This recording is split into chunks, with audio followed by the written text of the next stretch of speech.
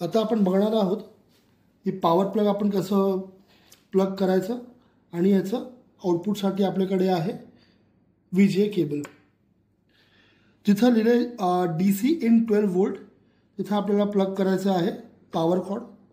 आणि जसं power cord plug केल्यावर तुम्हाला इथे 2 लाल दिवे दिसतील. हा दिवा तुम्हाला 3 सेकंदानंतर चालू बंद होताना दिसेल आणि एकदा तो दिवा बंद झाला, विझला तो दिवा, तुम्हाला हे पॉवर बटन आहे, ह्या पॉवर बटनवरती आपल्याला एकदा प्रेस करून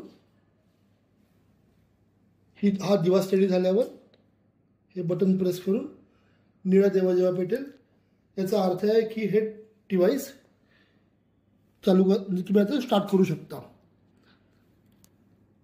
आपल्याला हे प्लग करायचं आहे आउटमध्ये, कारण आपल्याला प्रोजेक्ट करायचं आहे दुसऱ्या एखाद्या स्क्रीनवरती आणि ती स्क्रीन ही आहे. हे आपण जे डॉक्युमेंट बघतो आहे सध्या ते आपल्या एक्झॅक्टली या कॅमेराच्या लेन्सच्या खाली ठेवलेलं आहे. ते डॉक्युमेंट आपण बघतोय. उदाहरणार्थ जर इथे प्रकाश जर कमी असेल तर इथे बटन आहे, त्या बटनाने आपण हा दिवा चालू करून स्वच्छ आपल्याला तुमचं डॉक्युमेंट दिसू शकतं. तिथंच बटन आहे तो दिवा घालवायचा सुद्धा. परत मी तुम्हाला काही बटन दाखवतो इथे.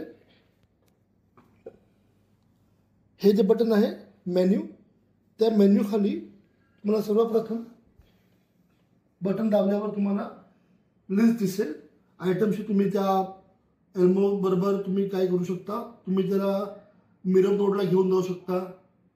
त्याच्यामध्ये सगळे सेटिंग्स आहेत वेगवेगळे. परत मेन्यूचं बटन दाबले की ते एक्झिट होणार. एक फीचर आहे याच्यामध्ये, त्याला म्हणतात फ्रीज. हे जे बटन आहे याला म्हणतात फ्रीज.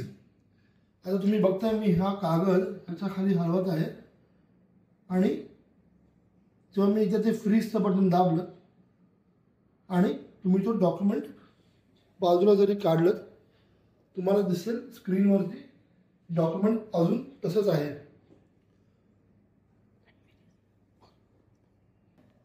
आता मी तुम्हाला दाखवतो डॉक्युमेंट कसं अनफ्रीज करायचं. सेम बटन आपण परत दाबलं तर हे डॉक्युमेंट परत तुम्ही जागेवरती आणून ठेवू शकता. आणखीन एक याच्यामध्ये फीचर आहे झूम इन किंवा झूम आउट करायचं. अर्थातच जर डॉक्युमेंट लांब असेल आणि तुम्हाला जर काही त्याच्यामध्ये बघायचं असेल जवळ, इथं एक बटन आहे गोल ग्रे रंगाचं, राखाडी रंगाचं. ते वळवलं की ते डॉक्युमेंट झूम इन किंवा झूम आउट होणार. हे असं जेवढं तुम्ही जास्ती वळवा तेवढं जास्ती. समजा तुम्ही जास्तीत जवळ गेलो आणि जर डॉक्युमेंट स्वच्छ नसेल तर त्याच्या मागे एक पिवळा बटन आहे. ते पिवळं बटन दाबल्यावरती ऑटो फोकस होणार आणि डॉक्युमेंट तुम्हाला आणखीन जास्त स्वच्छ दिसणार. आणखीन ह्याच्यामध्ये जर आपण फीचर्स बघायला गेलं, तुम्ही हे बटन दाबून तुम्ही रेकॉर्डिंगही करू शकता, फोटो घेऊ शकता आणि तुम्ही रेकॉर्ड करू शकता आवाज कोणाचा, आणि त्याच बटनाने तुम्ही पॉज किंवा म्यूटही करू शकता. आता आपण बघणार आहोत पिक्चर्स कसे कॅप्चर करायचे. हे जे बटन दिसतं आपल्याला कॅमेराचं, ते एकदा बटन दाबलं की तो एक फोटो घेणार आणि सेव्ह करणार आपल्या इंटरनल मेमरीमध्ये, ज्याच्यामध्ये 5 GB स्पेस आहे. आणि मी तुम्हाला दाखवतो तो फोटो आता कुठे सेव्ह झाला आहे. तो आपण जसं याचा आता फोटो घेतात, हे व्हिडिओचं बटन दाबून तुम्ही त्याच प्रकारे व्हिडिओ घेऊ शकता. आणि आता जो मी फोटो घेतला तो तुम्ही हे बटन, प्लेचं बटन जसं दिसतं तसं तुम्ही ते बटन एकदा दाबून तुम्ही गॅलरीत जाऊन आपण घेतलेले चित्रही बघू शकतो.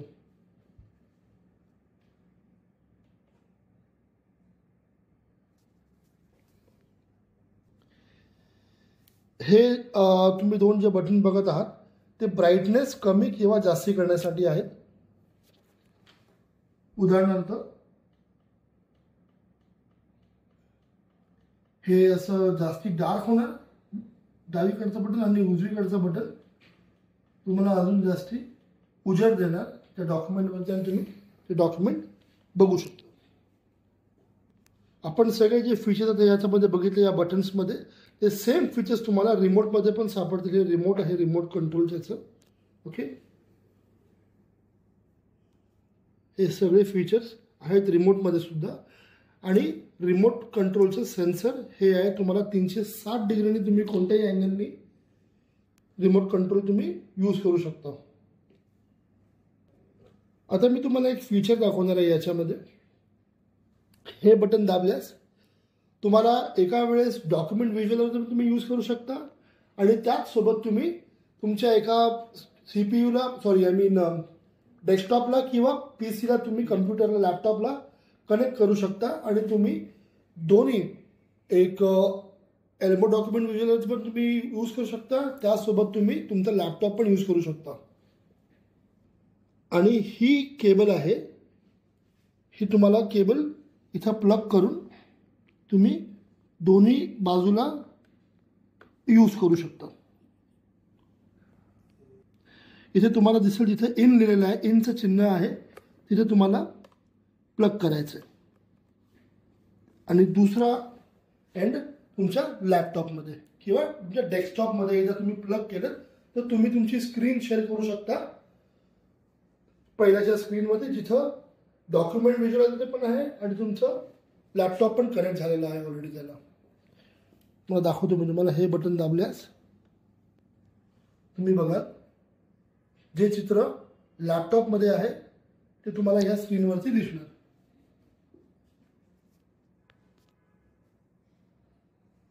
आणि आता परत जर तेच बटन एकदा दाबलं तर डॉक्युमेंट व्हिज्युअलायझर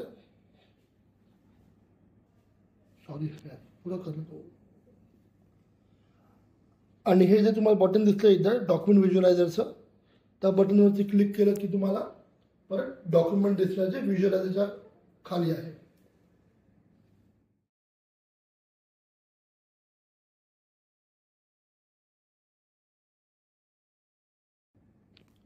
इथे एक बटन आहे मिराकास्टचं, जे आपण डॉक्युमेंट सध्या ह्या आर्मखाली बघत आहोत तेच डॉक्युमेंट तुम्हाला विदाऊट केबल किंवा विदाऊट वायर किंवा विदाऊट इंटरनेटचं तुम्ही मोठ्या स्क्रीनवर बघू शकता. त्यासाठी आपल्याला फक्त लागणार आहे एक डॉंगल.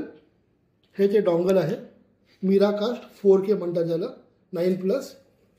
ह्याला 2 एंड आहेत.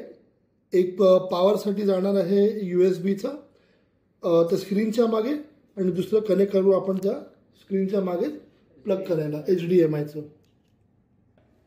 मोठ्या स्क्रीनवर कनेक्ट करायसाठी एकदा तुम्ही ते डॉंगल प्लग केलं तुम्हाला अशी एक निळी स्क्रीन समोर येणार. त्याच्यावरती तुम्हाला एक SSID म्हणून येणार आहे. एकदा तुम्ही हे बटन दाबलं, मिराकास्टचं बटन दाबायचं आहे आणि तुम्हाला छोट्या स्क्रीनवरती ऑप्शन देणार, ते सर्च करणार आणि तुम्हाला सांगणार की तुमची कोणती स्क्रीन आहे तुम्ही सिलेक्ट करायची. आपल्याकडे आहे 28582983 अशी, आणि त्यासाठी आपण ते बटन दाबणार.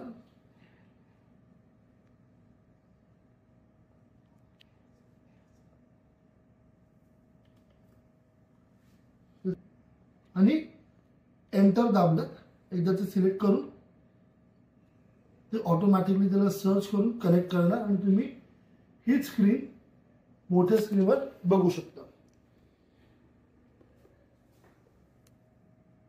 तुम्हाला आता दिसत आहे जे तुम्ही बघता स्मॉल स्क्रीनवरती तेच एक्झॅक्टली तुम्हाला मोठ्या स्क्रीनवरती दिसतंय, कारण आपण ते एक्झॅक्टली बघत आहोत या आर्म खाली, म्हणजे या कॅमेराखाली डॉक्युमेंट व्हिज्युअलायझर खाली एल्मोचं डॉक्युमेंट व्हिज्युअलायझर आहे.